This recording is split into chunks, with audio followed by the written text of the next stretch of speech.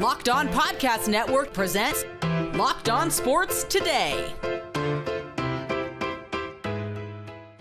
Which NFL rookies could help you win your fantasy league? Also, even Paul Skenes fell at the hands of the Milwaukee Brewers, and the Packers have injury concerns. I'm Peter Bukowski, starting your day with the can't-miss stories and biggest debates in sports.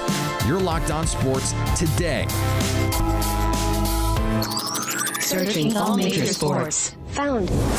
Let's start with the biggest story. There's more fantasy football information out there than ever before, which means it is harder than ever to win your league because everyone's got it, but not everyone has our pal Marcus Mosher from Locked On Dynasty, also Locked On Cowboys if you're a Cowboys fan.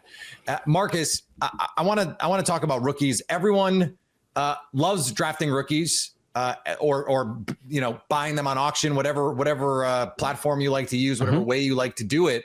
I think we tend to overvalue rookies. That being said, there's always some rookies that can help you win your league. Can you give me a player or two that I'm going, okay, I can grab this guy, maybe at a discount, maybe not, who could give me that sort of upside? So assuming we're staying away from like the first round picks, because I do think someone like Omarion Hampton with the Chargers, he's going to get a ton of work in Greg Roman's offense. If we're staying away from those guys, like the ones everybody knows, I really like Caleb Johnson and the Pittsburgh Steelers. I know the Steelers offense is probably going to be sluggish. The expectations aren't super high with Aaron Rodgers. However, one of the knocks on Caleb Johnson, really the only knock on Johnson coming out of the draft, was he needs to go to a wide zone offense where he can go sideways and then get up the field, right? Well, he goes into a wide zone offense with Arthur Smith. Jaylen Warren can't stay healthy, and he could get 250, 300 touches in this offense. And you can get Caleb Johnson right now in the 7th, 8th, sometimes even the 9th round of your drafts. Okay, so that's a interesting name because running backs are at a premium always. Receivers, though, more ready than ever to come in here and perform. We've seen receivers over the last few years. I know we've had some really good receiver classes over the last few years. How about a pass catcher or two? Could be first round guys, could not be. I think there's some value in this receiver class with these rookies because some of the top guys, it was not a sexy receiver class. And I think that might be pushing some value down here. Like it might give you some opportunities here. Yeah, and I'm not saying this just because you're a Packers guy, but I do think Matthew Golden is one of the better picks that you could make in your drafts right now. And Peter, you could speak on this. Like the Packers wide receivers are banged up right now. Yep. Jaden Reed's got a foot injury. Romeo Doubs has missed some time. Dontavian Wicks is missing time. Savion Williams isn't necessarily a polished receiver. I think Matthew Golden has a chance. He's been hurt too. Yeah, he's been hurt too. Matthew Golden has a chance to come right in and get a bunch of targets in a passing offense that's actually one of the best ones in the league. I know it doesn't always feel that way, but I think Matthew Golden, if you want somebody to be like your wide receiver 3, wide receiver 4, I feel great about that. Yeah, he's going. His ADP is like in the hundreds, I think, right now. And so if you're getting him that late in a draft, I think you're definitely finding some value there. I think he's going to be wide receiver 1 in Green Bay by like Halloween and maybe sooner, frankly. Yeah, and you don't even need him to be like if he's the number 2 receiver in Green Bay, he's still going to return value for you. Yeah, no question about it. So let's move on from the rookies. Some under the radar players here, some guys that maybe in the middle rounds or maybe someone you would be willing to take earlier because you think the upside is there. These sorts of players that can really, like from rounds 3 through 8, I feel like that's where drafts can be won because if you find the right middle players that have the upside to be elite players, that's where you can win in your league. Yeah, I mean, there's quite a few guys I kind of just wrote down, but one of my favorites is Xavier Worthy. Now, he's going sometimes in the 3rd or 4th round, so it's right in that range, but Rashee Rice is likely going to serve a suspension to start the year. We had Mike Florio was talking about he could potentially be up to 10 games. 10 games, that's basically your entire fantasy season. Right. Once you factor in the bye week, right? That's 11 of the first 13 weeks. I think Xavier Worthy, who we saw go off in the second half of the season and into the playoffs, he could be the number 1 target in this offense. And Peter, there's just part of me that thinks with all the talk this offseason about Joe Burrow and Lamar Jackson and Josh Allen all being better than Mahomes, that this is going to be like kind of a, hey, everybody, I'm the guy, right? Like I still wear the belt around here. Xavier Worthy, you get the Chiefs' #1 receiver in the 3rd or 4th round, doing that all day. You're Locked On Sports today. Coming up, Paul Skenes proved to be human against the Milwaukee Brewers. Before we get to that, Jordan Love is having thumb surgery. We've all been there, logging on early and waiting forever for concert tickets to go on sale, only to lose your spot for a show you've been dying to see. Live music should be about making memories, not dealing with the stress of ticket shopping. That's where Game Time comes in. Game Time makes getting concert tickets faster and easier than ever. Prices actually drop as it gets closer to showtime, and you can save up to 60% with their killer last-minute deals. Tired of endlessly scrolling, trying to find the best deal? Well, Game Time's zone deals pick the best seats in your section for you. And with Game Time, the price you see is the price you pay. No hidden fees. Take the guesswork out of buying concert tickets and show tickets with Game Time. Download the Game Time app, create an account, and use code LOCKEDON for $20 off your first purchase. Terms apply. Again, create an account and redeem code LOCKEDON for $20 off. Download the Game Time app today. Last minute tickets, the lowest price guaranteed. Vikings receiver and punt returner Rondale Moore just can't catch a break. He will miss his 2nd straight full season after suffering torn ligaments in his left knee on Saturday in his preseason debut against the Houston Texans. The injury occurred on his first punt return when he was tackled awkwardly out of bounds. Moore, who signed with Minnesota this offseason, was set to be the team's return man and potentially number 4 receiver. The team placed him on season-ending injury reserve on Tuesday. Over on the diamond, the Jays took care of business against the Cubs. The Cubs threw more helmets and bats today than they did score runs. I'm Sam Olber from the Locked On Cubs podcast, and I think I'm going to just start playing. I'm going to record one post-game reaction and just play it over and over again because it applies to almost every game. You ready? Cubs didn't score enough runs today. The middle of the order, Seiya, Tucker, and PCA specifically really struggled, especially with men on. They weren't able to score. They scored 1 run total, and that was the difference in the game. Javier Assad made his season debut on Tuesday night. It did not go well for him against a very good Blue Jays lineup, but the story of the game, the story of this season continues. The Cubs offense is broken. I believe they need to make a change, whether that's call up one of the young kids in the minor leagues, flip around the batting order, put somebody on the IL, give them a break, whatever it is. You can't just keep hoping things are going to change. You have to do something about it, and quick. Fun solo show with me coming up tonight. A lot to discuss. The Mets handled the Braves. The Mets snapped their 7-game losing streak with an offensive explosion capped off by Pete Alonso becoming the Mets' all-time home run leader, and he did it in style. A pair of home runs to pass Darryl Strawberry and then add an extra one on top just for good measure. Now sitting at 254 career home runs in that Mets uniform. And let's face it, a moment that at the end of last year, I don't know if any of us thought it was going to happen. Even with the heroics in Milwaukee, even with a team that was just 2 wins away from a World Series appearance, the Mets and Pete Alonso, a reunion was not guaranteed. And at times it felt like it was anything but guaranteed, that the opposite was going to happen. But the moment that Pete Alonso and the Mets were able to agree on a contract extension, this was the moment that everybody was waiting for. This was the moment that us as Mets fans could enjoy in the middle of the regular season, that a homegrown New York Met hitting prospect set a franchise record, and Pete had that moment. He got to do it at home. We got the double out of here from Gary Cohen, and it was capped off with a New York Mets victory. And Jordan Love is set to have thumb surgery, though no one freak out. It is his non-throwing hand thumb, and the Green Bay Packers have already said he should be back for week 1. Remember, the Packers went 2-0 with Malik Willis last year when Jordan Love got hurt in the first game against the Eagles in Brazil, came back and promptly lost to the Minnesota Vikings when he was banged up. They have one of the best backup quarterbacks in the NFL. The Brewers are laying waste to everything in their path at the moment, including one of the best pitchers in Major League Baseball. Locked On Brewers postcast host Brandon Schneid broke down Milwaukee's victory over the Pirates. A 14-0 win, their 11th in a row. Their 14th win in their last 15 games, their 75th win of the season. Your thoughts, your reaction, your opinions, and you know it, your celebrations all welcomed on the program. Your thoughts are a part of this show, and we want to hear from each and every one of you. A lot to discuss when it comes to this Brewers win today.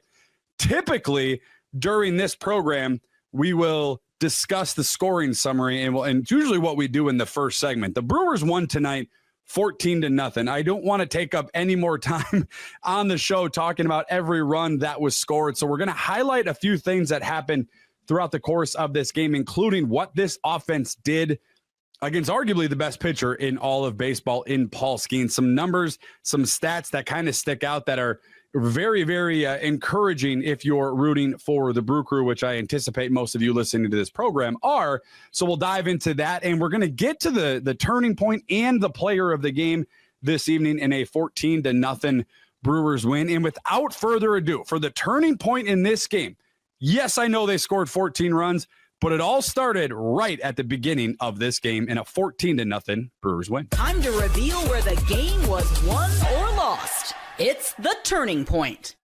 First inning for me was the turning point in a 14-0 win. And I know they put up crooked numbers throughout the course of this game in a handful of different innings, and 5 different players hit home runs, including Christian Yelich, Andrew Vaughn, Sal Frelick, Bryce Terrain, Caleb Durbin.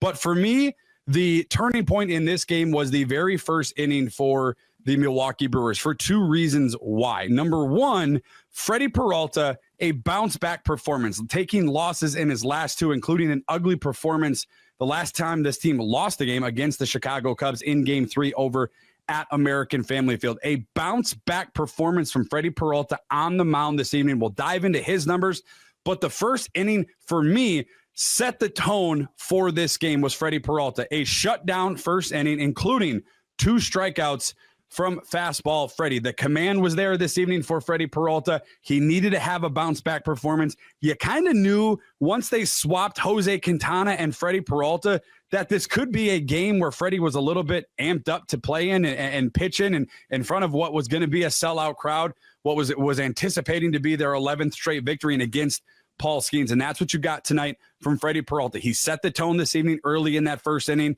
2 strikeouts, as I have mentioned. And then in the bottom of the first inning, the Brewers lead off with a Sal Frelick solo home run, 375 feet to be exact, over to right field. For me, I don't know about for you, but for me, the way that this team has been playing, the way that this team had the mojo has been going, you knew that was the start of this game. You were getting ready to talk about a Brewers win once again, and that's certainly what we got. Again, a handful of runs scored in this game.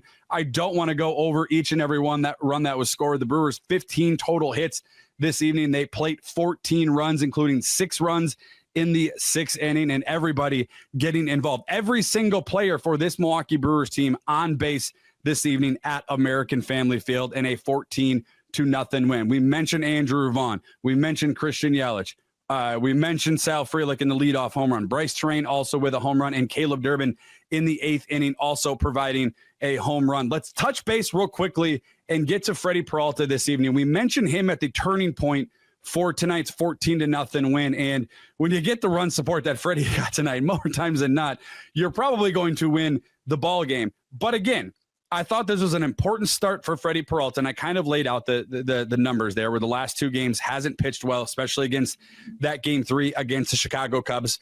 Pat Murphy switching him and Quintana in the rotation so that Freddie could line up against Paul Skenes, and a fantastic performance tonight from fastball Freddie. 6 innings pitched, 3 hits, and 0 earned runs, striking out 7 batters this evening. So a terrific start for Freddie Peralta. And on the other side, if there's a kryptonite that Paul Skenes has, it is right here in Milwaukee with this Brewers offense.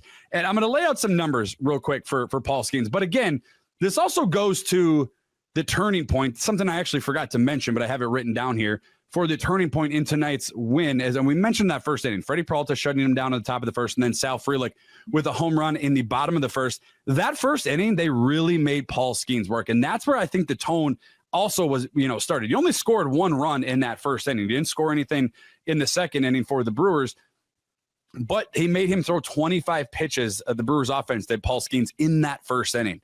And I thought that was kind of, you knew going forward, okay, if you can dip into that bullpen early and get Skenes out of this game, again, the last time the Brewers faced him, he only pitched 4 1/3. Tonight, only 4 innings pitched for Paul Skenes, 4 earned runs. But against the Brewers this year, he has allowed 8 earned runs in his last 2 starts against this Milwaukee Brewers team, okay? 8 runs in his last 2 starts against Milwaukee. If you combine his earned runs allowed in his last 10 starts against everybody else that he has faced, he has also allowed 8 earned runs in total. Stay up to date all year on the Milwaukee Brewers by subscribing to Locked On Sports Today and Locked On Brewers on your favorite podcast app and on YouTube. Coming up, the Packers have some serious injury concerns. The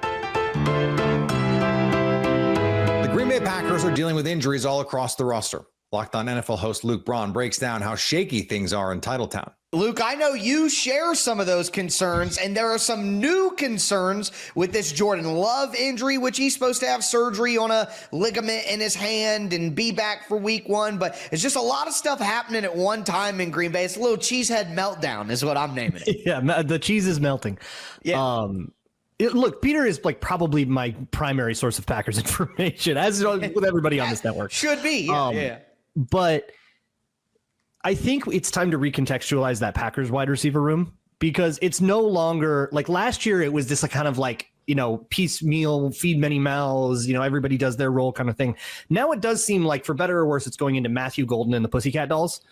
And the Pussycat Dolls are all hurt. Wicks is hurt. Romeo Dobbs is hurt now. Jaden Reed's in a boot. Like, everybody's hurt. So it's going to be Matthew Golden needs to carry the passing offense unless you want this thing to run through like tight ends. And somebody else needs to step up and be, if Matthew Golden even is wide receiver 1, which isn't even a guaranteed that he's that good. But let's say he is. Who's 2? Who's 3? Who's able to do that job? And are they healthy? Are they going to be able to do stuff? But it's worse for the Packers. They've had the weirdest summer, man. Like, they had this whole arc with Nate Hobbs, who also is hurt now, where also he hurt, couldn't stop hitting his own players and causing problems in camp. And the sloppy start for the ones in the game against the Jets that Peter has broken down in a lot of detail, and he has a ton of complaints about. Matt LaFleur wasn't happy with that. And now you've got their first practice after that. They all end up doing push-ups at the end of practice, which is not that uncommon of a thing. It's like, hey, we had a bad day. Right. Do push-ups about it.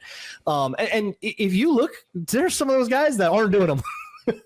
Jordan Morgan is trying to be a little sneaky. He's not doing it. Malik Heath, I'm sorry, my man. I can do a better push-up than what Malik Heath was doing in that one, okay? And I'm a podcaster. My wife can do a better push-up than that. I've seen that, okay? Now, see the difference between the way the Packers are built and the way, say, a team like the Minnesota Vikings are built is Green Bay does not rely on superstar players by and large. If you take Justin Jefferson off the Minnesota Vikings offense, it affects that team immensely. If you take, let's say, Christian Watson off the Green Bay Packers, nothing changes that much. Take Jaden Reed off the Green Bay Packers, doesn't really change that much. This is the team's superpower. It is their depth. They are not built like your average conference contender, Super Bowl contender. They don't have the high-end talent that some other teams do. There are teams that are materially worse football teams that have more star players than the Green Bay Packers. The Packers are built to weather injuries. It's why last year, when they're dealing with Jordan Love missing 2 games, Malik Willis comes in, they revamp the offense. Matt LaFleur, one of the best coaches in the league, they figure it out. Jair Alexander misses half of last season. He's a superstar player, 2-time All-Pro. Jeff Hafley, new defensive coordinator, and at least new last year, comes in, changes the structure of the defense. They wanted to play a bunch of single high last year. Not cover 2-time. Oh, sorry, we can't get pressure with 4. Here's a bunch of simulated pressure and all-out pressure looks, some cover 0 looks that maybe we stole from Brian Flores and the Minnesota Vikings, Luke Braun. This is an extremely adaptive coaching staff, one of the deepest rosters in the NFL. They go 7 deep along the offensive line. Most teams don't go 5 deep. Packers go 7. No, the Packers don't have a number 1 wide receiver, but they have 6 or 7 players they feel really good about when they're on the field. They have 2 tight ends that would start for most teams. They've got a bell cow running back. This team is going to be just fine. And speaking of fine, and finally, Milwaukee snapped a streak last night. No, they didn't lose. Pirates pitcher Paul Skenes allowed a run in the first inning, ending his 24-game streak of starts without giving up a first-inning run. In 2 starts at American Family Field this season, Skenes has thrown 8 innings, allowed 8 runs, and posted a 9 ERA. For a pitcher who's been nearly unhittable everywhere else, Milwaukee has been a nightmare for Skenes and the Pirates. If you're catching this episode after hearing your favorite Locked On show, make sure to subscribe to Locked On Sports Today on YouTube or wherever you get your podcasts so you never miss an episode. Also, if you're a new subscriber to Locked On Sports Today, we're here for you with the biggest stories in sports every day. Coming up, what can we learn from week 2 of preseason ball? So at least until tomorrow, stay locked on sports today. Locked On Podcast Network presents Locked On Sports Today. For more episodes of Locked On Sports Today, go to our video on demand. Click on sports at the top of your screen. There, you'll find past episodes of Locked On Sports Today, plus other Locked On shows on demand.